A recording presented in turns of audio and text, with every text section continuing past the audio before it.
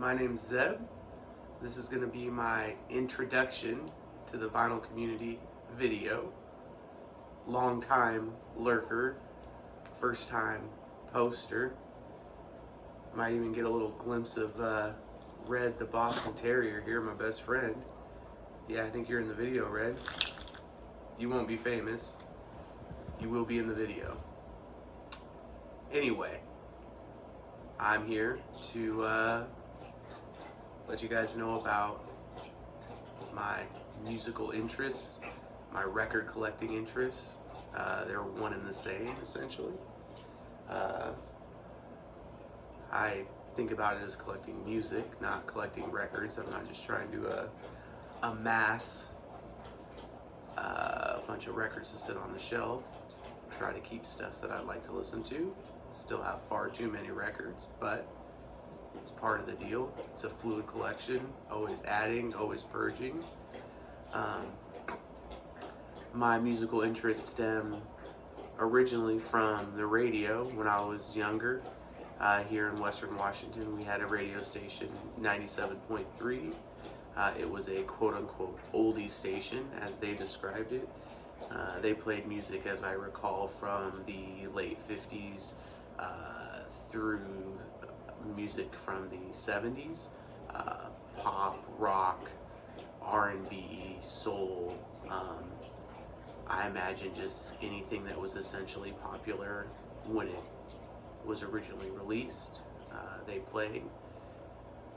I'm always seeking out that, and then from there, my collection has stemmed from that into later rock and roll, jazz, some classical music, and from there I have started to amass this collection. It's my passion, listening to music, acquiring the music. I love it all. I love the cataloging of the records, the acquiring of the records, the cleaning of the records. I don't like so much the finding out that the record doesn't sound that good or what have you, but I've learned to accept that, and it's just all part of the collecting journey. I recently took a trip to Scottsdale, Arizona, and the main precipice for the trip was to visit the In-Groove in Phoenix, Arizona. I have some records I'd like to show that I acquired from the In-Groove, as well as a couple of half-price books locations in the Phoenix area as well. The In-Groove was pretty much everything I've hoped it would be.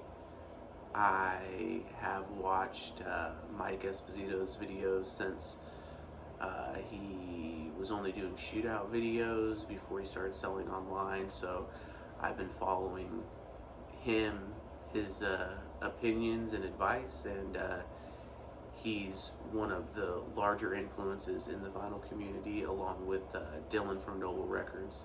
I started watching his videos when I started acquiring records quite heavily in 2018. I started watching his videos, and his musical tastes and likes have influenced my acquisitions and musical tastes fairly significantly as well.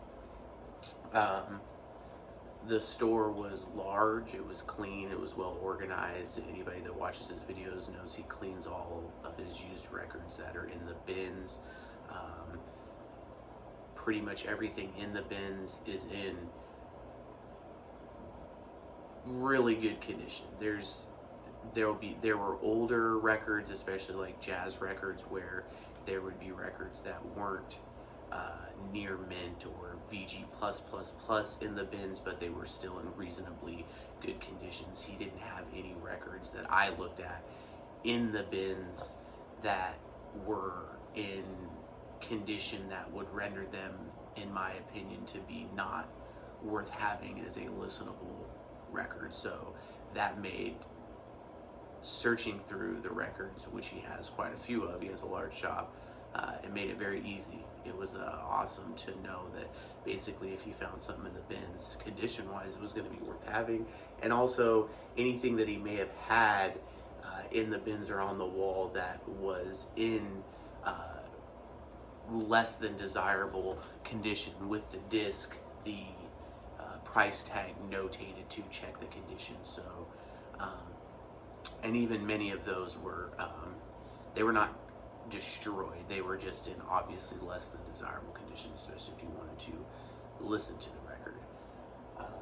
I'm going to go ahead and show you a few of the records that I acquired at the In-Groove, and then followed by Half Price Books.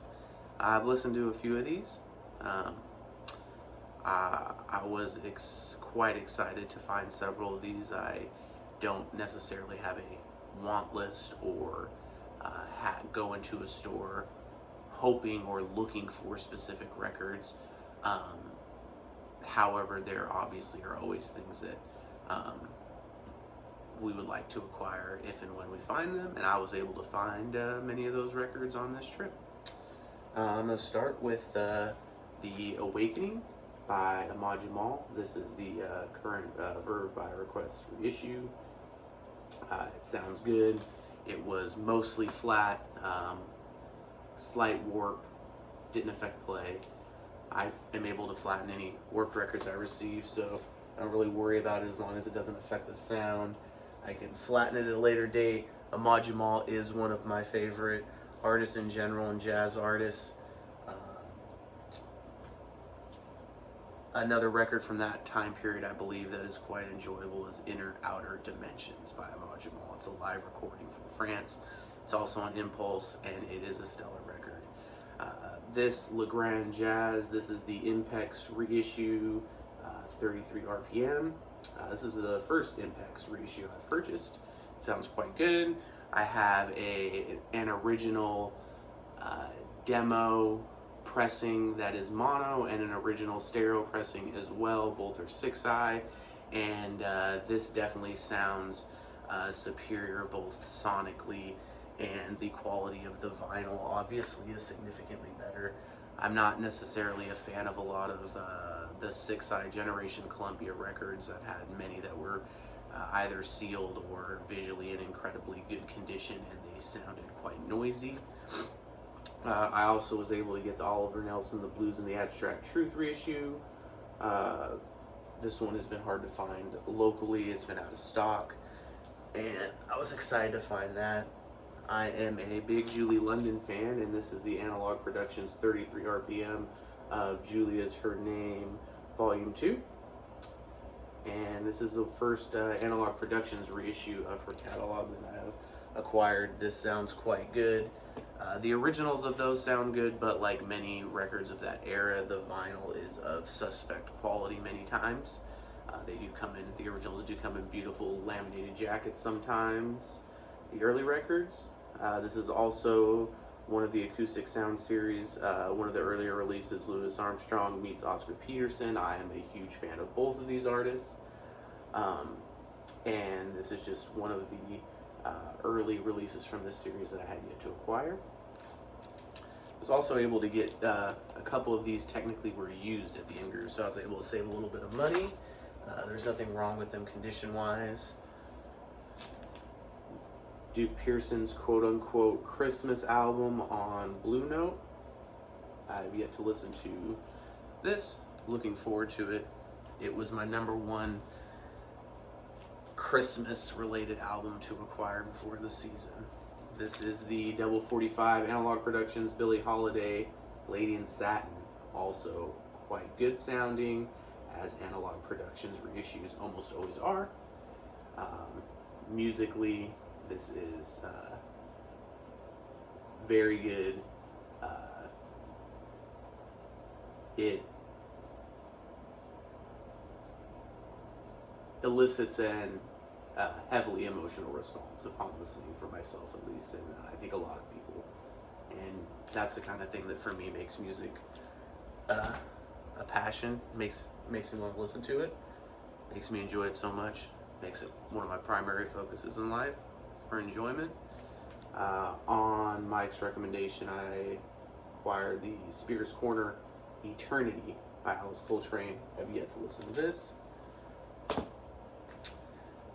This is an used, later Liberty reissue of Home Cookin' by Jimmy Smith.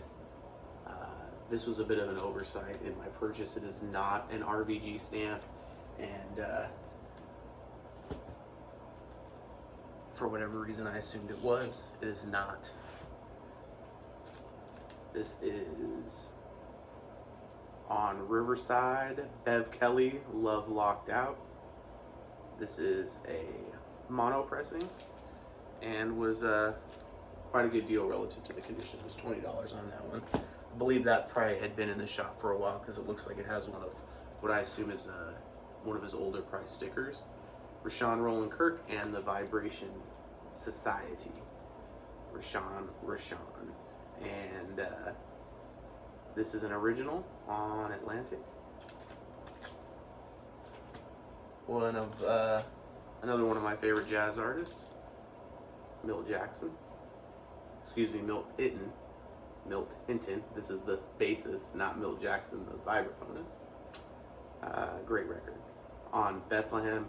Also quite a good deal. I was pretty shocked at how this was $22.99, and it is the nicest condition Bethlehem record, both the jacket and the disc that I've ever found. I find that the vinyl is generally noisy regardless on those releases, but that I have not listened to that, but that visually is in impeccable condition, especially for the age of the record. Midnight Band. This is Gil Scott-Heron, Brian Jackson, and the Midnight Band. The First Minute of a New Day. Quite good musically. I've recently started exploring the Gil Scott-Heron catalog. That is the fourth title. I have one of his more contemporary releases and then a couple of his more popular original releases. This is a later Chico Freeman record on Elektra, Tradition in Transition. Yet to listen to that. This is a early RCA mono Don Elliott quintet. Yet to listen to this. I don't believe I have any other RCA jazz titles of that era. That's from the late 50s, I believe. Interested to see the quality of the vinyl. Musically, it is okay. This is a record that I already have. Word Jazz by Ken Nordine. This is not a conventional jazz record. It's I guess what you would consider a spoken word jazz record. There is Word Jazz and Son of Word Jazz. I have both. This was simply a good deal. Beautiful jacket. And the disc is in similar condition to the one I have, so we'll see which one sounds better and purge the less ideal one. I have yet to listen to this, but it is on Clef Records, and there are certain labels like Clef, Nordgren, Bethlehem, Savoy, where if they're in good condition and reasonably priced, I just try to get them, regardless if I know what the music is, just simply because they seem to be difficult to find in general. I know from absorbing information in the vinyl community that especially like the Bethlehem, the Savoy, those are quite limited in production, any originals. So when I can find those for a reasonable price, I always try to acquire them. This is a later, very later reissue on the late 70s, early 80s Cadet label. Count 'em 88, another Ahmad Jamal record. Like I said, he is one of my favorite artists in general. Quincy Jones and his orchestra Quintessence on Impulse. This is quite good. One of the better Quincy Jones orchestra records that I have. His records on Mercury are good. I have 3 or 4 of those. And that is the first more modern Quincy Jones record I have, actually. Or later Quincy Jones record after his Mercury period. This is Dexter Gordon Quintet, Bouncin' with Dex on Inner City Records. This is another label that generally, if they're inexpensive, I will buy them. They're usually almost always good. CTI, Impulse. Everyone knows the big labels. Inner City and Muse, another great ones to copy. This is also on Cadet. This is Jack McDuff, Magnetic Feel. It is a white label promo, and this is very good. I was excited to get this. It was $27. After Moon Rappin', the Blue Note Classics reissue, I instantly realized that when I see Jack McDuff, I need to pick it up. That's the first one I've gotten since then. This is an upgrade copy of Ellington Suite, the Chico Hamilton Quintet. Chico Hamilton is up there with Ahmad Jamal for me as one of my favorite jazz artists. This is an upgrade copy. This was $29.99. This is an original on World Pacific. It's got the deep groove, black label, and it is in very, very, very nice condition. This is also probably one of the nicer World Pacific records condition-wise I have found. This is Slide Hampton and his Horde of Plenty. This is on Strand Records. It is on this orange and black label. I have not acquired a record on this label before, which was the main impetus to buy it. It was obviously from the late 50s or early 60s, and it was a label that I have not seen. It was $16, and it was in very good condition, so I picked that up. And then this is another label that falls into the category of Savoy, Clef, Norgren, what have you, Emersy Records. Probably more common than Savoy, especially considering they were, I believe, distributed by MGM at this point. This is a later issue for this record. It is not an original, and it is Terry Gibbs. It's a vibraphone record. Piano, vibraphone, guitar tend to be my favorites for jazz records. I do like horn jazz, but I do tend to gravitate more towards the vibraphones, the piano, and the guitar. And gonna ahead and go and show you some of the records I found at the Half Price Books. There were 2 Half Price Books. There was one in Mesa and I believe one in Phoenix proper. And the one in Mesa was quite good. Yielded some really nice records at good prices. A lot of them I already have, but they were just too good of a deal to pass up. They can be used for trade fodder, what have you. This was $20, and it is a very strong VG Plus disc, green label, American Beauty, The Grateful Dead. And I did not have an original of that. This is, I believe I determined this to be a South African pressing of Steeler's Wheel. I have a U.S. reissue of this that does not sound great, and that actually sounds pretty good. I didn't know what country of origin it was when I bought it. It wasn't obvious, and it took quite a bit of discogging to figure that one out. But did I listen to it? Cleaned it, listened to it. It sounds great. I was a little surprised. Wasn't expecting much when I discovered it was a South African copy. This is an original on Reaction, Fresh Cream from the UK. The jacket has some creasing up in the corner. It was $20.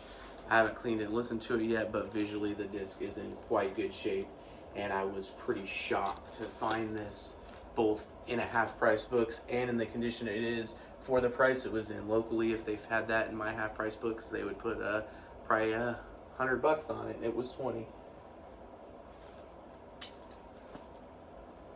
This is an early Odetta record, At the Gate of Horn. It is on Tradition Records. I believe this was from 1956, between 54 and 57. I'm not sure if it's her first LP release, but it is the earliest one I have by far. She's an incredible vocalist, singer, songwriter, guitar. So she would generally be considered, I would assume, folk. But quite incredible. If you're not familiar with her work, you should check it out. Regardless of if you're into folk music or not, you should definitely give it a listen. This is just a Matchbox 20 record that I found at Target on clearance for $7. Most likely trade fodder at some point. This is Morton Gould and his orchestra, Stereo Spectacular. They do the Grand Canyon Suite as well as Wellington's Victory. It is an original Shaded Dog living stereo, and these are records that I pick up when they're in really good shape and also not expensive, because if you go somewhere where they know what they are and they're minty, they will be expensive. They will not be cheap, but because they're classical records in the United States, you can often find them for a good deal. I was not familiar with this, but the label was new, and I like big band music. Picked it up. This is a John McLaughlin record I had not seen before. It was $8. Looks like later John McLaughlin. Looked funky, fusion. You know the deal with him. And I had to pick that up. That was $8. This is probably a more desirable living stereo pressing of Rachmaninoff's Concerto No. 2 in C minor. This is the Chicago Symphony Orchestra, conducted by Fritz Reiner. I always think it's a little cool too when it has the original hype sticker on the jacket. This is just a pop record, like I said. Stuff like this is nostalgic for me. I seek it out when I can from the radio, from my childhood. This Todd Rundgren Runt on Bearsville. It is a white label promo. I had no early Todd Rundgren records, and that was $10, and Discogs would suggest that that was a steal at that price and that condition, as well as this, assuming it is an early pressing. This is a sealed cut corner of the Rolling Stones compilation Metamorphosis, and it was $15, and I simply bought it because that just seemed like also good trade fodder, being sealed at that price. I could not pass that up. I'll never listen to it, but I will use it to acquire something I like. This is a record that I've been looking for. I can't imagine that this is an uncommon record, but it has been uncommon in my search for it. This is the first copy I've seen in person, and it was in nice shape, so I bought it. This is the Foundations Build Me Up Buttercup. And I was very excited to find this record that is neither expensive nor rare, but emotionally, that brings it home for me. This is an upgrade copy of Tim Buckley, Goodbye and Hello. This is a gold Elektra label. The copy I have is a later issue. This is also a orange and blue chest reissue of Fathers and Sons, Muddy Waters. I had an original of that was in unlistenable condition. I don't know how I acquired it, but it no longer is in my collection, and that one is. And this is probably my favorite jazz guitarist, Gabor Szabo. This is his album Faces on Mercury. Anything that I find that is Gabor Szabo, I buy, especially on impulse. This is another Michel Legrand album, Bonjour Paris.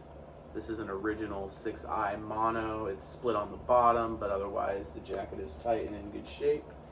And it was cheap, but most of his records usually are, except for the Legrand Jazz album. That one is generally more desirable. Organ, Elvin Jones Together on Vanguard. Quite good. Listen to that. This was one of the first records I saw in the half-price books. Father of the Folk Blues, Son House on Columbia, 2i Stereo, first pressing. This is in VG condition, the disc. It is a stereo copy, and that was $12, which Discogs would also suggest was a good find. And since this is getting a little bit lengthy, I'm gonna skip through some of the less desirable stuff, the good stuff at the end. Ike and Tina Turner, Mountain High, River Deep, Mountain High. On Atlantic, this is a later reissue. It originally was on the Spectre's label, I believe. This is on Blue Thumb, Ike and Tina Turner, Out of Season. This is a white label promo. These are all in really nice shape. This is on Sue, Ike and Tina's Greatest Hits, also in very good condition. I have 2 of their LPs on Sue Records. They're hard to find. An early Styx record, also not the easiest thing to find, not necessarily, I don't think, super desirable or valuable by any means, but hard to find, and I've been looking for it. That is something that Dylan from Noble Records always suggests. First couple Styx records are distinctly different than their later records. Viva, Roxy Music, the live Roxy Music album, also not hard to find, not super expensive. This is not easy to find, I would say, especially in good condition. I know there are records that are easier to find in good condition than others, but it kind of drives me crazy when people go, well, but it's hard to find a clean one. It's like, come on, nowadays, most records, it's hard to find a clean one, if we're really being honest, I think. Especially if you're looking in the wild and not seeking it out on the interwebs, even though that's a whole nother ball game there.